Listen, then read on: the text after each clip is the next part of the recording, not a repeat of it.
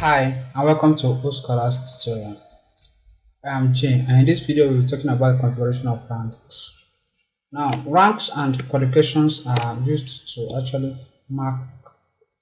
identify staff, members of the staff, the rank they have attained to in the school system, and also their qualification which they are currently using to work on the school system.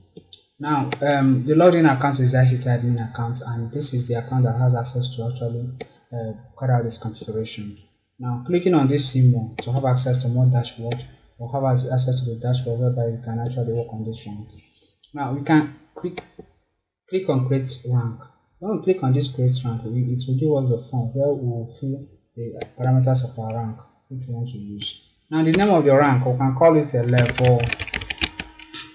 Let's say level 11, and the position should be something like 11, and it just sounds, and that is just as easy as B.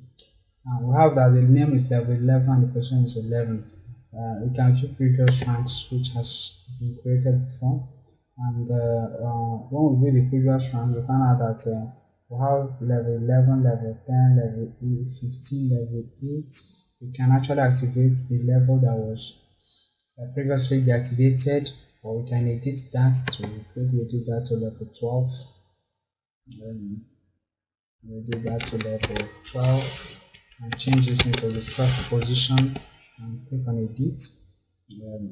Just as this as you could see, we have that. We can go back to it, we can activate it back, as will be among those ones that the system will start working with. So therefore it says that level 12 was successfully activated. Henceforth, level 12 and level 11 will be among those options when you want to create a number of staff, so that you can use that as either of these 4 levels to actually signify the particular rank which the person has attained in the school system.